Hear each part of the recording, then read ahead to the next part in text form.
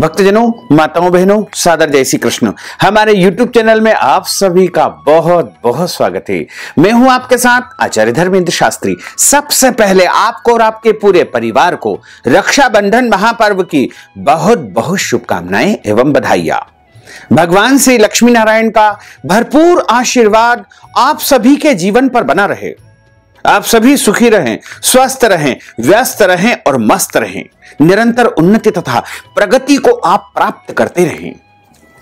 रक्षाबंधन का महापर्व श्रावण माह के शुक्ल पक्ष की पूर्णिमा तिथि को मनाया जाता है। इस बार रक्षाबंधन को लेकर के अनेक पंचांगों में अलग अलग मत भिन्नता बताई गई है। इस कारण से आमजन बड़ा ही परेशान है कि रक्षाबंधन का पर्व कब मनाया जाए, क्योंकि हमारे धर्म ग्रंथों और पुराणों में लिखा हुआ है कि भद्रायाम द्वैन कर्तव्यम श्रावणी फाल्गुनी तथा, अर्थात भद्रा काल में दो कर्म बिल्कुल नहीं करना चाहिए, एक श्रावणी दूसरा फाल्गुनी। श्रावणी का अर्थ होता है रक्षाबंधन, जो कि भद्रा के समय नहीं करना चाहिए, यानी भद्रा के समय राखी नहीं बांधना चाहिए।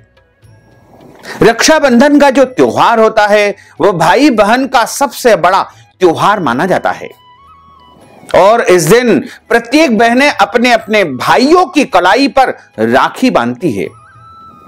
सभी बहनों को रक्षाबंधन का बड़ा इंतजार रहता है कि कब रक्षाबंधन आएगा और मैं अपने भाई की कलाई पर राखी बांधूंगी। इस बार रक्षाबंधन का जो महापर्व है वो 11 अगस्त 2022 गुरुवार को है, लेकिन इस बार बड़ी ही विचित्र स्थिति निर्मित हो चुकी है, क्योंकि जो पूर्णिमा तिथि है वो 11 अगस्त 2022 गुरुवार को सुबह 10:38 से आरंभ हो रही है, जो कि अगले दिन यानी 12 अगस्त 2022 शुक्रवार को सुबह 7:05 तक रहेगी। यानी पूर्णिमा तिथि 11 अगस्त को सुबह 10:38 से लेकर के 12 अगस्त की सुबह 7:05 तक रहेगी। हमारे धर्म ग्रंथों और पुराणों में लिखा हुआ है कि अपराह्न व्यापिनी जो पूर्णिमा है उसमें रक्षाबंधन का पर्व मनाना चाहिए, तथा चंद्रोदय व्यापिनी जो पूर्णिमा होती है उस दिन व्रत करना चाहिए। यानी जो माताएं बहनें भक्तजन पूर्णिमा का व्रत करते हैं उनको इस बार पूर्णिमा का व्रत 11 अगस्त 2022 गुरुवार को ही करना है।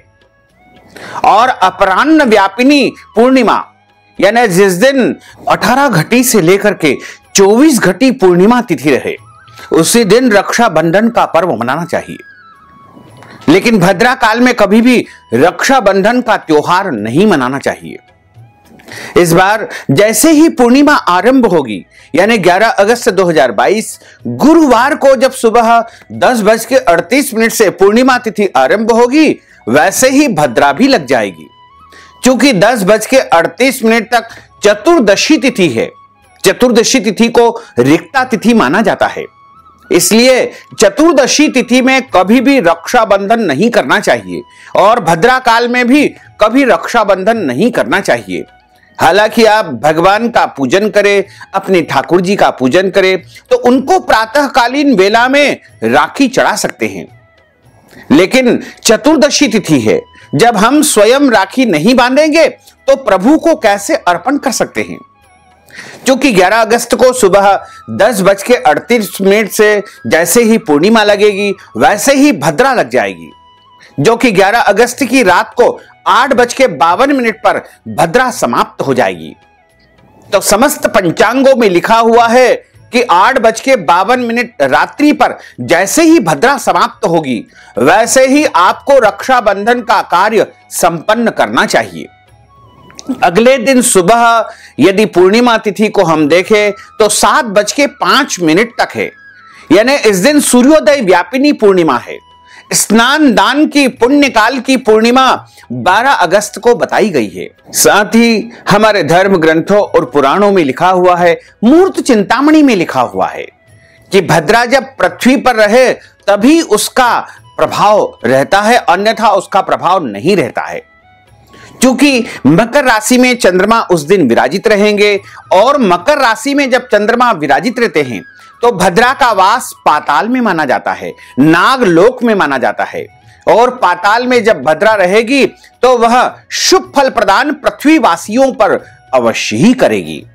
यानी भद्रा जहां पर रहती है वहां पर ही इसका प्रभाव होता है। तो भद्रा यदि पृथ्वी पर रहती है तो इसका प्रभाव पृथ्वी वासियों पर पड़ता है। लेकिन उस दिन यानी 11 अगस्त को जो भद्रा है वो पाताल में निवास कर रही है।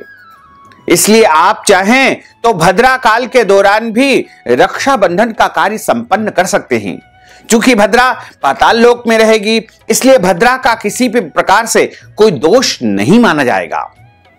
दूसरा, कुछ पंचांगों में यह भी लिखा हुआ है कि 12 अगस्त 2022 को सुबह सूर्योदय व्यापिनी पूर्णिमा तिथि है और सुबह 7:05 तक पूर्णिमा तिथि रहेगी। तो आप 12 अगस्त को सुबह स्नान आदि कार्यों से निवृत्त होकर के अपने घर के देवी देवताओं का पूजन करने के बाद उनको राखी बांध सकते हैं, उनको राखी चढ़ा सकते हैं। यानी 12 अगस्त को सुबह भी आप पूजन पाठ करने के बाद प्रभु को राखी समर्पण कर सकते हैं और स्वयं भी राखी बांध सकते हैं अथवा बंधवा सकते हैं। तो दोनों तरह के प्रमाण है। जैसा हमने आपको पहले बताया कि भद्रा का वास पाताल में है इसलिए आप 11 अगस्त को भी राखी बांध सकते हैं। और रात्रि 8:52 पर चूंकि भद्रा समाप्त हो जाएगी इसलिए कोई संशय यदि आपके मन में उपस्थित हो रहा है तो आप रात्रि 8:52 के बाद राखी बांध सकते हैं अथवा बंधवा सकते हैं। और सुबह 7:05 यानी 12 तारीख को सुबह 7:05 के पहले पहले भी राखी बांध सकते हैं और बंधवा सकते हैं। इसका कोई दोष नहीं माना जाएगा। तो आप भ्रमित न हो, संशय में बिल्कुल न रहे। सूर्योदय व्यापिनी जो पूर्णिमा है उसमें आप राखी बांध करके और प्रभु को राखी भी अर्पण कर सकते हैं। रक्षाबंधन का जो त्योहार होता है वो भाई बहन का सबसे बड़ा और पवित्र त्योहार माना जाता है। इस दिन सभी बहनें अपने भाइयों की कलाई पर राखी बांधती है तथा भाई की रक्षा का वचन लेती है। और भाई जब अपनी बहन से राखी बंधवाता है तो अपनी बहन की सुरक्षा का वचन भी लेता है और उसके बदले में अपनी बहन को कुछ न कुछ उपहार स्वरूप वस्तु या नगद राशि वह प्रदान करता है। रक्षाबंधन के दिन आप अपने इष्ट देव को राखी समर्पित करें, अपने प्रभु को राखी समर्पित करें। तो चूंकि प्रातःकालीन वेला में हम पूजन अर्चन करके प्रभु को राखी समर्पण करते हैं तो उसके लिए सर्वोत्तम दिन रहेगा 12 अगस्त 2022 शुक्रवार का दिन। सुबह आप जल्दी उठे, स्नान करें और उसके बाद प्रभु का पूजन अर्चन करने के बाद 7:05 के पहले पहले आपको प्रभु को राखी समर्पित कर देना चाहिए। उसके बाद अपने भाई की कलाई पर राखी बांधे और उस दिन अपने घर की प्रत्येक वस्तुओं को, जैसे अपने वाहन को, 4 पहिया वाहन, 2 पहिया वाहन या जो भी वाहन आपके पास उपलब्ध है उसको भी अवश्य राखी बांधे तथा अपने घर की प्रत्येक वस्तुओं को राखी बांधे, अपनी तिजोरी को राखी बांधे और अपने घर में जो जो भी उपयोगी वस्तु होती है उन सभी को राखी अवश्य बांधना चाहिए। रक्षाबंधन का जो त्योहार होता है वह बड़ा पावन और पवित्र तथा प्रेम एवं सौहार्द का त्योहार माना जाता है और इस दिन सभी बहनें अपने अपने भाइयों को राखी बांधने की तैयारियां पूरे विधि विधान से करती है। सबसे पहले आप राखी बांधने के लिए एक थाली सजाएं और थाली में आपको रोली, अक्षत कभी भी उसमें टूटे फूटे नहीं होना चाहिए क्योंकि अक्षत कभी भी क्षत नहीं होना चाहिए। साबुत चावल अच्छे से ले ले, उन्हें अक्षत कहा जाता है। रोली, कंकु जिसे कहा जाता है वो रख ले। आजकल केमिकल युक्त जो कंकु बाजार में आता है उससे कई बार मस्तिष्क पर रिएक्शन की स्थिति भी निर्मित हो जाती है। इसलिए शुद्ध कंकु जिसे हल्दी कंकु कहा जाता है वो आप अपनी थाली में रख लेवे। हल्दी भी उसके साथ रख लेवे। आप चाहे तो केसर या चंदन घोल कर भी उसको अपनी थाली में अपने भाई को तिलक लगाने के लिए रख सकते हैं।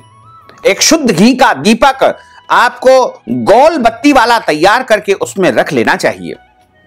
हो सके तो गाय के घी का इसमें आप उपयोग करें। मिठाई आप इसमें रखें और जो मिठाई आप इसमें रखते हैं प्रयास करें कि वह घर में ही तैयार करें। शुद्ध और पवित्र मिठाई आप तैयार करें और एक नारियल आप इसमें रखें। नारियल सूखा नहीं होना चाहिए, पानी वाला नारियल इसमें सर्वोत्तम माना जाता है। और इसके साथ ही एक जल का लोटा, तांबे का लोटा आपको रखना चाहिए। एक चौकी अथवा पटा आपको बिछा करके अपने भाई के लिए आसन लगाना है।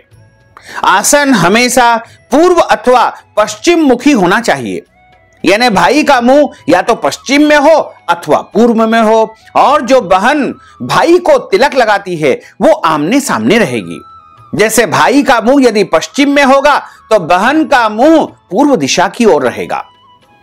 सबसे पहले भाई के मस्तक पर टोपी लगा देवे या रुमाल से ढक देवे। उसके बाद भाई को अंगूठे से तिलक लगाएं। यदि भाई आपका बड़ा है तो आप अनामिका उंगली से भी उनको तिलक लगा सकते हैं। अनामिका उंगली इसे कहा जाता है, अंगूठा इसे कहा जाता है। जब हम अपने से छोटों को आशीर्वाद देते हैं या तिलक लगाते हैं तो उनको अंगूठे से तिलक लगाना चाहिए। और अपने से बड़े अथवा पूजनीय लोगों को जब हम तिलक लगाते हैं तो उंगली के माध्यम से, अनामिका उंगली से हमको तिलक लगाना चाहिए। तथा जब हम अपने पूर्वजों को अथवा पितरों को तिलक लगाते हैं तो इस उंगली के माध्यम से हमको तिलक लगाना चाहिए। इस प्रकार आप अपने भाई को सबसे पहले तिलक लगाएं, उसके बाद उसके ऊपर अक्षत लगाएं और अक्षत लगाने के बाद में अपने भाई के हाथ में नारियल रख देवे, कुछ उसमें सिक्का अथवा रुपया रख देवे और उसके बाद भाई की सीधी कलाई पर राखी बांध देवे। राखी में कम से कम 5 गठाने आपको लगाना चाहिए और राखी बांधने के बाद भाई को मिठाई खिलाएं और आरती करें। आरती करने के बाद दोनों तरफ जल आपको डाल देना चाहिए। उसके बाद भाई जब राखी बंधवा ले तो अपनी बहन को कुछ न कुछ उपहार अवश्य प्रदान करें। कोई वस्तु दे सकते हैं, नगद राशि दे सकते हैं। अपनी हैसियत या श्रद्धा के अनुसार अपनी अपनी बहनों को कुछ न कुछ उपहार अवश्य ही प्रदान करना चाहिए। उपहार छोटा या बड़ा उसका कभी भी कोई प्रमाण नहीं होता है, वह श्रद्धा और प्रेम से ही दिया जाता है। और इस प्रकार आप रक्षाबंधन का त्योहार मनाएं तो अति उत्तम रहेगा। साथ ही रक्षाबंधन जब किया जाता है तो उस दिन बहनें व्रत करती है। तो यदि आपको कोई दवाई लेना है, गोली लेना है तो आप पहले अच्छी प्रकार से फलाहार कर लेवे, गोली लेवे, दवाई लेवे, कोई दोष नहीं होता है। और रक्षाबंधन के दिन जब आप राखी बांध लेवे उसके बाद आप भोजन कर सकते हैं। भगवान को भोग लगाने के बाद स्वयं भोजन प्रसाद आप ग्रहण कर सकते हैं, कोई दोष नहीं रहेगा।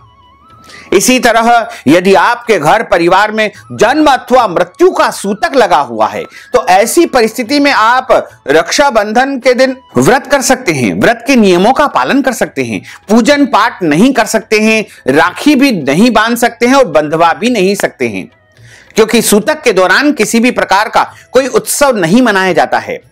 सूतक के दौरान दान पुण्य नहीं किया जाता है, सूतक के दौरान किसी को आशीर्वाद नहीं दिया जाता है।